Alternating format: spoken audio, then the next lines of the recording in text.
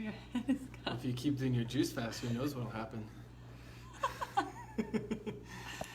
Jess is doing a juice fast right now of watermelon, and Cucumber. I can't say I'm envious, but I'm actually going to start it in a few days.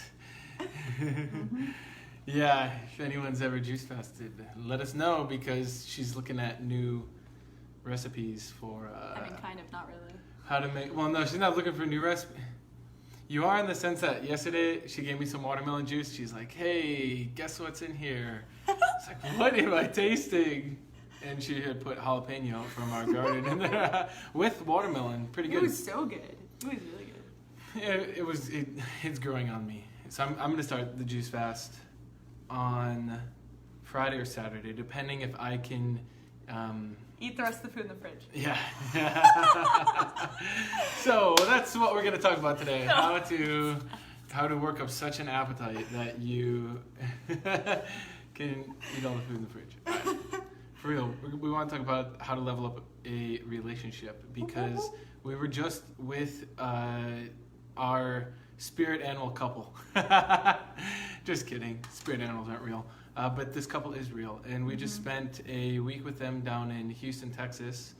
Their kids, and both of them, and one of our friends, Drake. And it was very eye-opening. Now that we've had about a week to integrate everything we learned, we want to make this video to support other couples or single people who want to level up their relationships, because that's something we all want on many levels, like,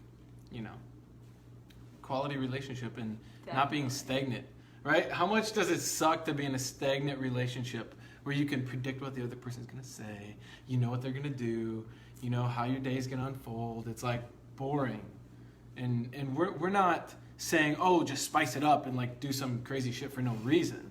Like, don't do that. But this is about fundamentally improving the quality of your life and your partner's. So how about you share first, Jess? What did you notice from our time with the Copes? Well, one big thing that I learned, well, before I get into the deep stuff, I'll tell you about some of the cool little skills I gained. So if you haven't noticed on our pages, actually, we posted some bread that I had made, both sourdough and regular bread, which is a really good skill to have, actually. And on top of that, we made like homemade key lime pie and these like topping bars, and I made homemade gravy for biscuits and gravy, and we made homemade pizzas, we made homemade tacos. I mean, we made a lot of things, and so I gained a lot of cooking points while we were there, as well as she uses a lot of natural cleaning products, and so I took note of those. We already have them implemented here at our apartment, and so those are just like little skills that I learned along the way, which was really helpful. Along with this juicing fast that I'm doing, Katie was and Cameron both have done it themselves, and so they were able to give me one-on-one like advice on like how they've done it and how long they've done their fast for, and what's the easiest thing to incorporate. So watermelon has been like go-to every day in the morning. Like I sit and juice an entire watermelon, and it's fantastic. It's very easy, and it's like the most cost effective because it's like such a big thing and it produces so much juice. And so that has been really cool to like push myself. I started literally like, it was like 2 days. We got back on Monday. We went to the grocery store on Tuesday, and I started my fast on Wednesday. I was like, I gotta hop right into this. Yeah. Like, let's go. Yeah. So that's been really cool, just to incorporate those things into our daily life here. And then Wait, what's the purpose of doing a juice fast, and what's the actual benefit of it? Yeah, so my purpose behind doing a juice fast is to detoxify my body. And so I have 22 years of a standard American diet, and that's held inside of the fat in my body, that's held inside of all my organs, like everything is just like full of all of my cells are built out of the things that I ate. Like, that's crazy. And so I gotta flush myself. I gotta get rid of like as much toxins as possible. And people go up to 90, 100 days. Some people live off raw juice. Like, it's not like I'm depriving myself by any means. And so I definitely feel full throughout the day. And so the detoxifying aspect is huge. Some people do it to lose some extra fat. Some people have like cancer, and they're like, all right, I gotta get on this like raw juice, man, because it has so much dense nutrients in it, and it has like nothing else. Like, it's just pretty much drinking dense nutrients. And so people have like said that they've cured their cancer by doing these raw juice fasts. So it's, which he's not saying you can do because we aren't medical doctors, No. but No. you hear stories. Of course, I'm just telling stories. And so, yeah, this is day 8. I've lost 12 pounds, probably more since it's the end And of she the day. didn't hit any of those crash days where I had to be like, oh shit, I need to like just go outside. Which we haven't had that yet. Yeah, it's been really good. And I feel like I'm in more communication with my body than ever before. I feel less dense, actually. You worded it that way the other day, and that fits it very well. Because it's not that I've lost, like, it's more than likely just been water weight that I've lost so far, but I feel like I have like less backed up in my system. I'm not like always digesting something. I don't have something sitting in my stomach all the time.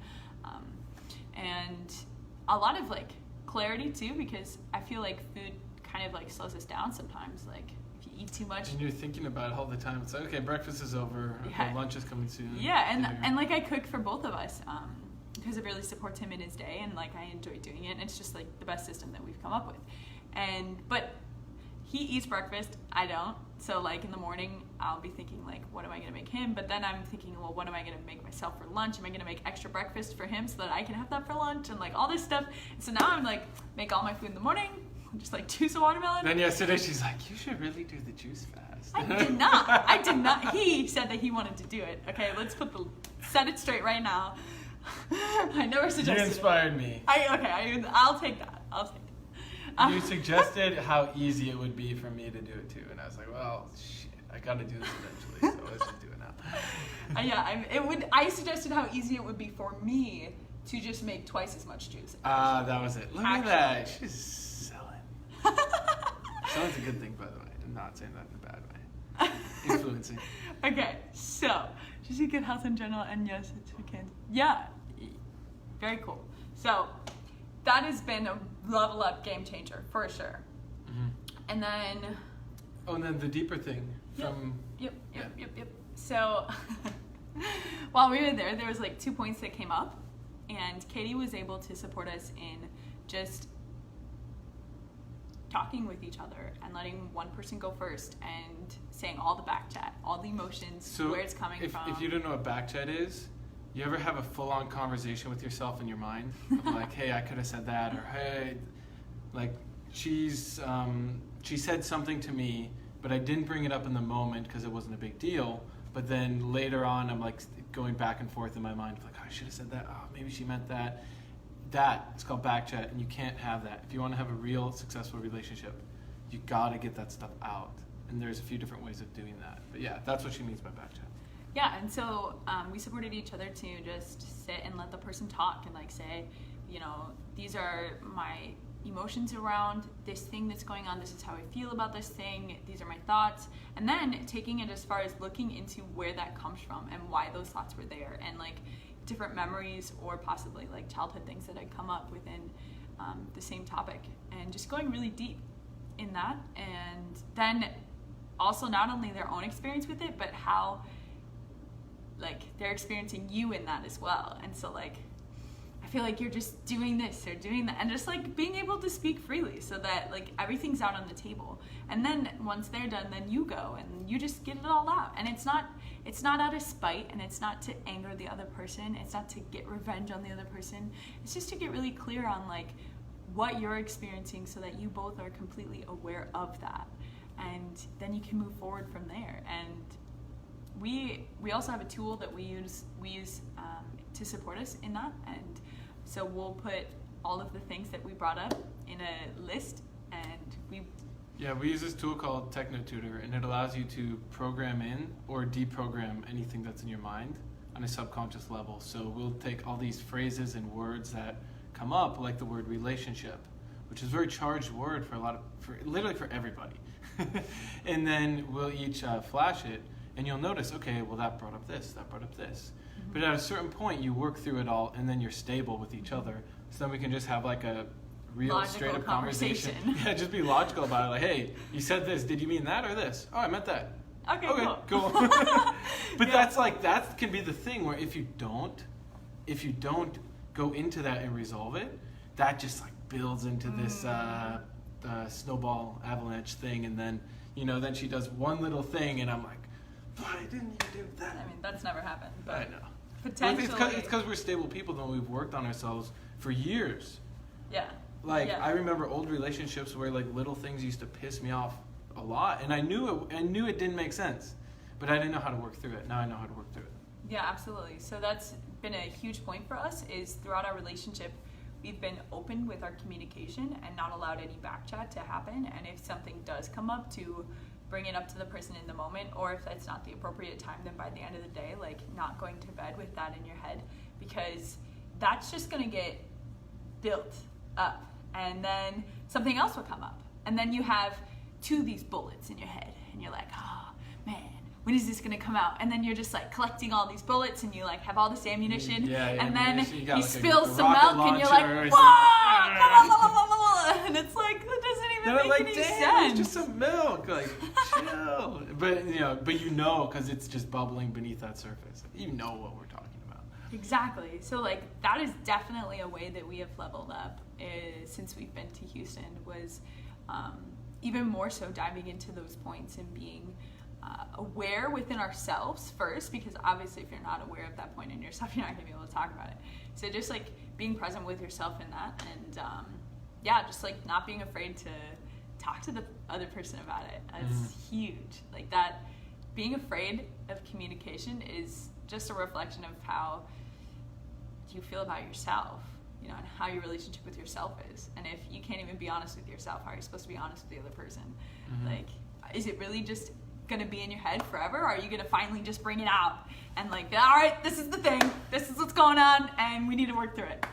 And like, some people have been married for 50 years and they still haven't brought up the back tat. They still haven't done it. I'm like, that's insane. Like, if you want your relationship to level up, have open communication. Huge for sure. And get yourself some natural cleaning products, go on a juice fast, and learn how to make bread. Yeah. I think another really cool thing for understanding what it looks like to level up a relationship. So we've been clear for a while. I mean, literally since the beginning of our relationship. We made a video on this, one of the last few ones, on principles and starting our relationship with an agreement. So we started it with understanding, hey, one day we do want to have kids. One day, we want to be married. We want to have this type of lifestyle and, do this kind of work. We talked about this the first day. Yeah, literally like our first date, she made me dinner and we just like read up her agreement. The first so it was day. So romantic. We lit a candle. It was great. We did not light a candle. There was a candle? Was there a candle? Yeah.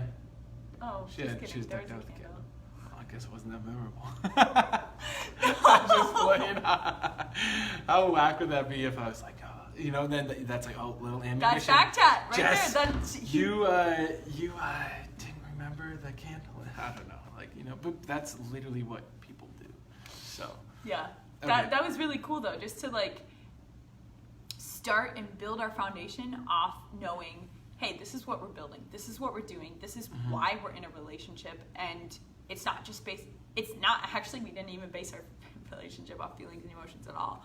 Like, we just logically looked at it, talked about it, and it's not to say we didn't enjoy each other. Like, from day one, I was like, Jess seems awesome. Like, we should be friends. But just due to life circumstances, like, it didn't line up.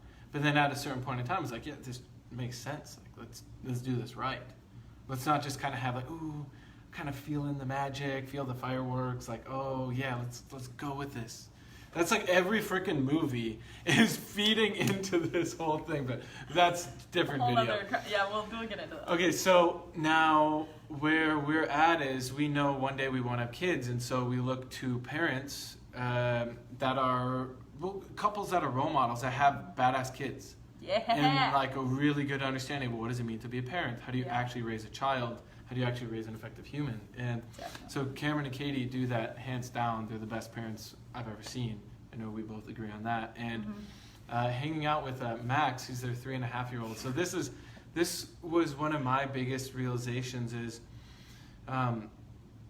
just what it actually looks like to have a real supportive home life and like homeschooling.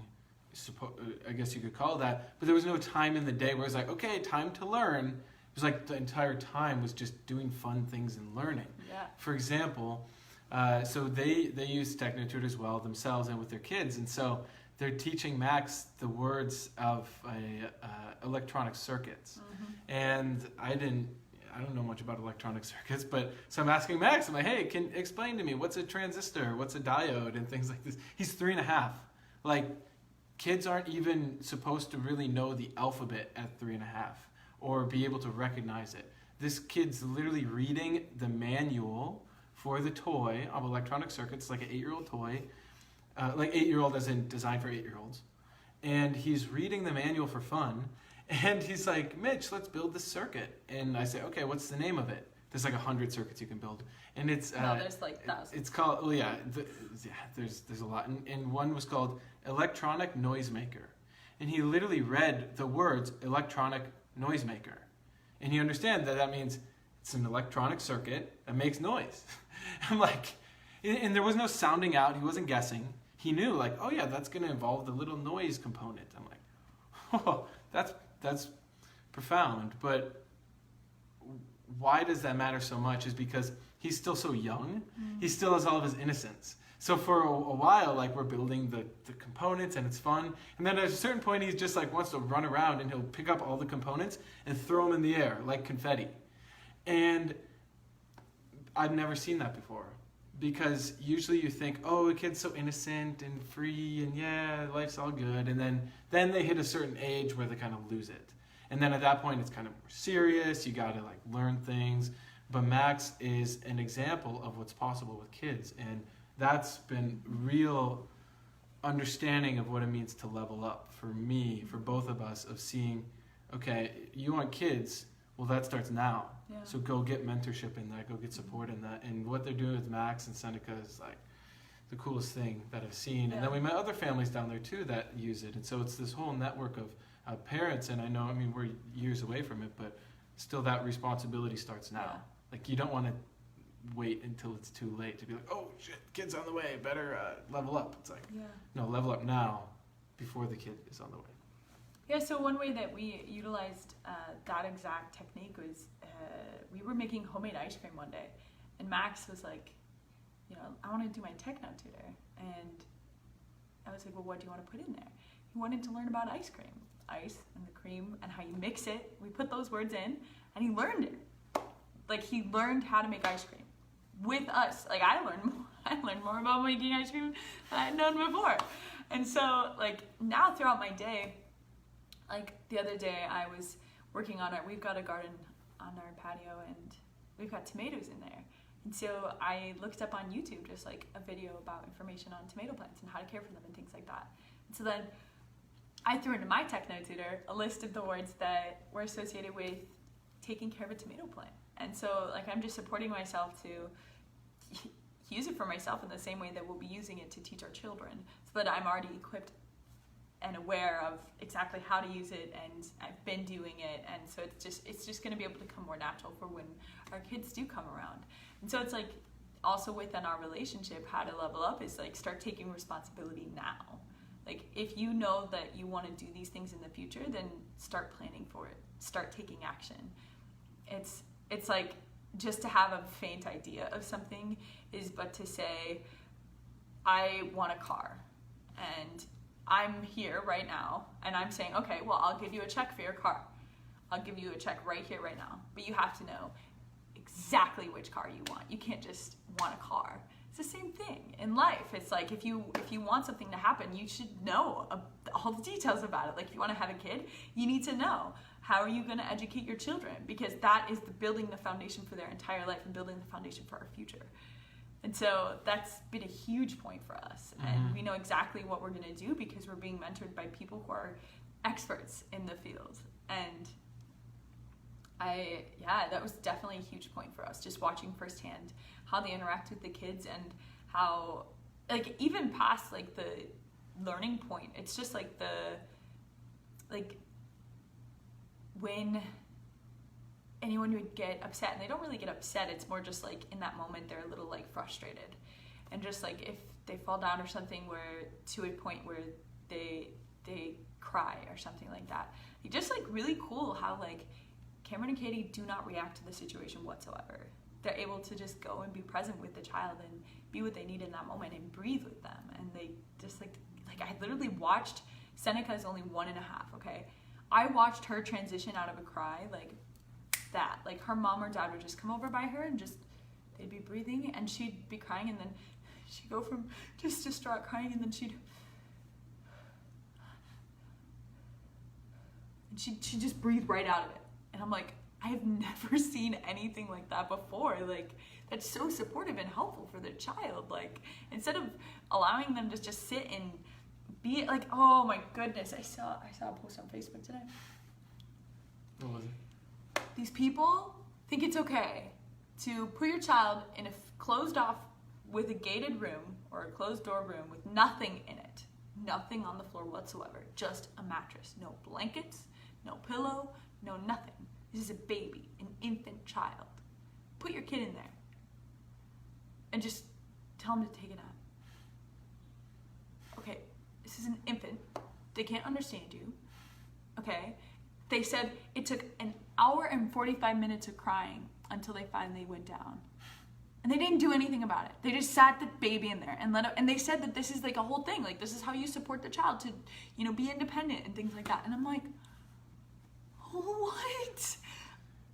Allowing your child, that's abusing your child. Yeah, because that baby has no context of understand. Like, a baby that young, literally, if they don't see you, they think you're gone.